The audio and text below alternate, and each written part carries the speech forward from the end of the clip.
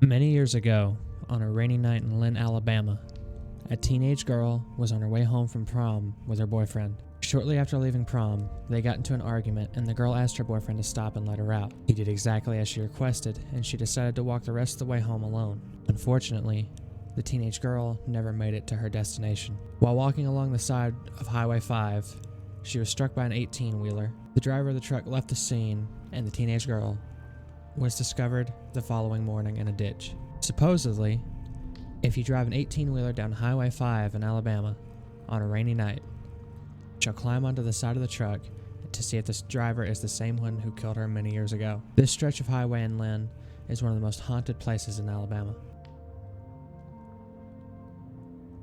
Several truck drivers have reported this happening to them.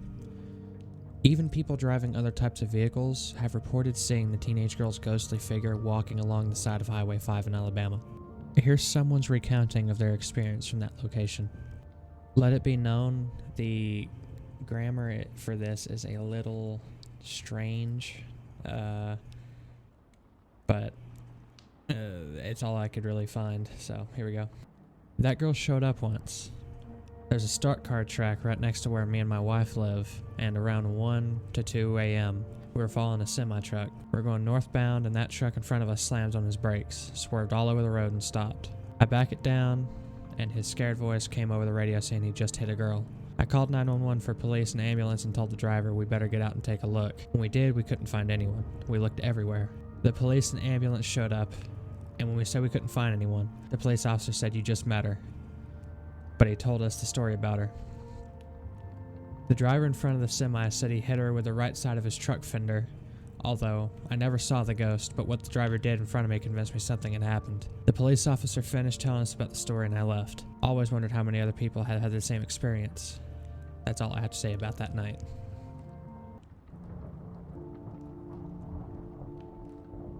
Story number 2 is based on the Portal to Hell in Indiana. Rented by Latoya Ammons in 2011, this home, located on Carolina Street in Gary, Indiana, threw her life into chaos, as she says. With nearly 1,000 pages of official documents from police reports and records from psychologists, the trouble started immediately as they moved in.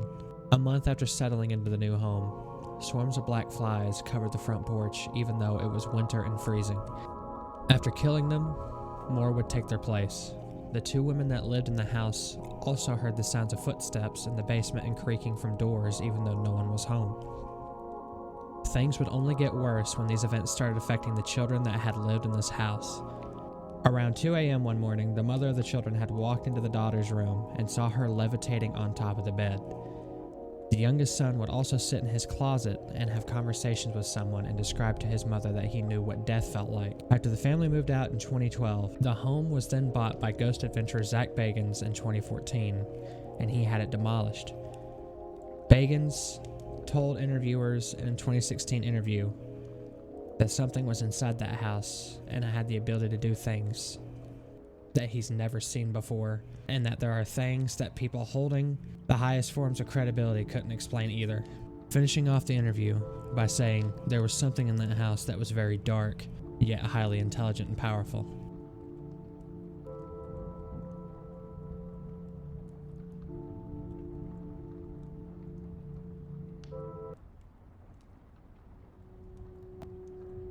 This final story is about the mysterious disappearance of David Lang.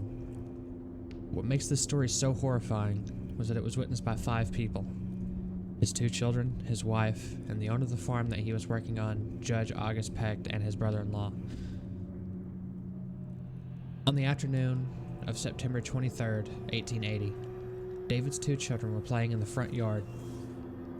David and his wife came out of their home and Mr. Lang started across the front yard, only to turn around as the judge and his brother-in-law rode by. He waved and made his way to the judge and simply vanished mid-step.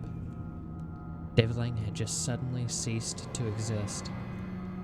This was fully witnessed by his 2 children, his wife, Judge August Peck, and the judge's traveling companion. Understandably, Mrs. Lang screamed. All 5 witnesses ran to the spot they had last seen Mr. Lang, but there was nothing to hide behind or under. The field contained just short grass. The adults quickly searched the field for possible clues, but to no effect. Mrs. Lang soon became hysterical and was taken back into the house as neighbors were called with an alarm bell. By nightfall, all the neighbors were involved, and months after the event in 1881, Lang's children noticed that the grass at the site of their father's disappearance had grown strange and yellow. It formed a circle with a 15-foot diameter.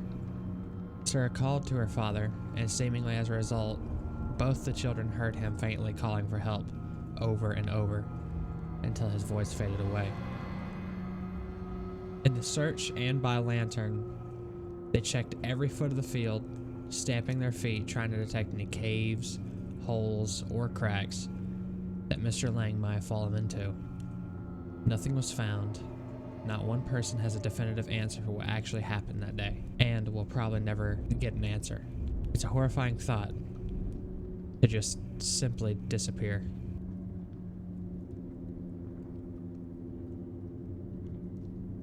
Thank you for watching the video.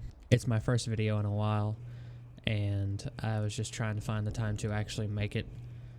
So, thank you for watching, and the next one I release will definitely be longer than this. I just kind of had this made a long time ago, but never really did the voiceover for it. So, yeah, thank you for watching, and bye.